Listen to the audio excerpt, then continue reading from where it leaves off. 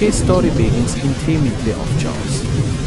A young man named Rashid Karimov, 28, wakes up instead a sinking cargo boat during a violent storm near the Indonesian Sea. His last memory is accepting a mysterious shipping job, transporting sealet vaden trates labellet for the island of Mira. The thunder tracks like gunfire. Butter floats in. Everyone else on the boat vanishes, no bodies, no streams. Just emptiness. Hitling står floating trate, drifting untonsjus until dam. Geen he wakes up, his lean on uchte sand beniach tres tatshimmer like silver. There is no sound of seagulls, no footprints, just soft laughter echoing far in the distance.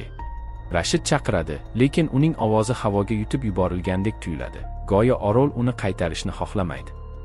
U toshlarda galati ayol oymakorligini o'rganadi va topadi. Oylar, kozlar va qol ushlagan ayollarning ramzlari. Uzoqdan u kulbalardan iborat kichkina qishloqqa o'xshab ko'rinadigan narsani ko'radi. Har bir uyingizda dengiz qobiga marjonlarni va gullar bilan bezatilgan, yaqinda hayotning belgilari. U eshikni taqillatadi. Ayol javob beradi, uzun bo'yli, rangi oqargan va ko'p asrlik ko'rinadigan matoda kiyingan. U tabassum qiladi, lekin gapirmaydi. Buning o'rniga u haqiqiy ekanligini tasdiqlagandek uning yuziga tegadi. Keyin u pichirladi, biz 137 yildan beri hech kimni ko'rmadik. Rashidni qishloqning yuragiga olib boradi. U yerda uni o'nlab ayollar orab olishadi. Har xil yoshdagi, barchasi go'zal, lekin ularning ko'zlarida galati bir xil. Ularning sardori Ayla onasi uni iliq kutib oladi. Uning so'zlariga ko'ra, Orol Mira deb ataladi va bu yerda qadimiy la'nat tufayli faqat ayollar yashaydi. Bu yerga qadam qo'ygan har bir erkak keyingi tolin oygacha g'oyib bo'ladi. Rashid bu afsona deb o'ylab, asabiy kulib qo'yadi, lekin keyin ularning yuzlarida qayg'uni payqaydi.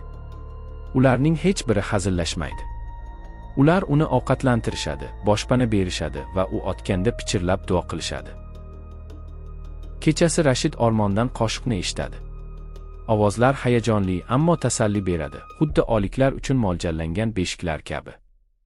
U tovushni sharsharagacha kuzatib boradi va o'nlab tosh haykallarni topadi. Mukammal haykalchali, muzlatilgan orta qichqirib.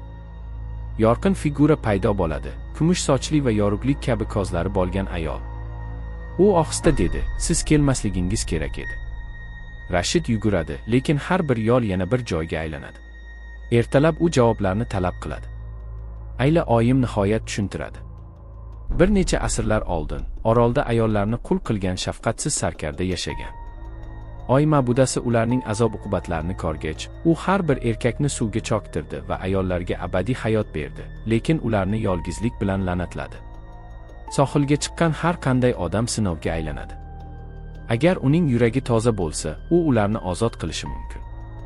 Agar yo'q bo'lsa, Orol o'z ruhini oziqlantirish uchun uni toshga aylantiradi.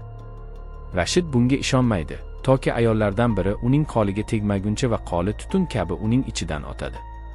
Rashid qo'rquvga qaramay, dengiz chiganoqlariga rasm chizadigan va Orolni tark etishni orzu qiladigan sokin ayol Lalihga yaqinlashadi. Ularning do'stligi taqiqlangan sevgiga aylanadi.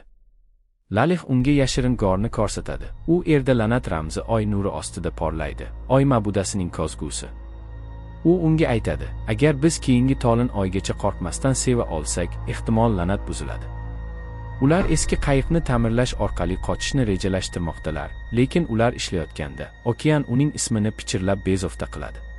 Tolin oydan bir necha kun oldin ayollar galati harakat qilishni boshlaydilar. Shuda yurib, Rashidning ismini aytib, ketishni ogohlantiradilar. Ayla ona xudo Rashidchi deb uni borishni iltimos qiladi. U sizni yo'q qilish uchun sevganingizdan foydalanadi. Rashid Lalihni tashlab ketmasligini aytib, rad etadi. Ammo o'sha kechada Lalih g'oyib bo'ladi. Uning rasmlarida endi oy qon yig'layotgani tasvirlangan. Tolin oy ko'tariladi. Orol oq rangda porlaydi. Har bir ayol qirg'oq bo'ylab yigiladi, ko'zlari bosh, ma'buda qoshigini kuylaydi.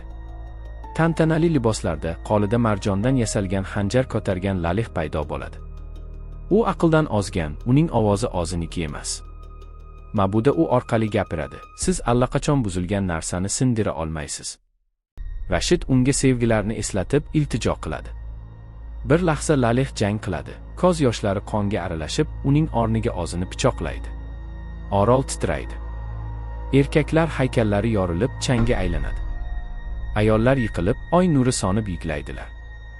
Rashid Lalehni qo'llarida ushlab, "Bizni ozod qilding", deb shivirlaydi. Tong otishi bilan u qutqaruv qayg'ida yolg'iz uyg'onib, yaqin atrofdagi port tomon suzib bordi. Uning orqasida orolning belgisi yo'q, faqat ochiq dengiz. Ammo u suvga qaraganida, u Lalehning yuzi ostida jilmayib turgan aksini ko'radi. Uning terisi oqarib keta boshlaydi, marmar kabi porlaydi. Bir oy o'tgach, baliqchi tuman bilan o'ralgan kichik, noma'lum orolni topadi. Dengiz qobigi bilan qoplangan kulbalar orasida yangi haykal turibdi, ayolning qo'lini ushlab turgan erkak.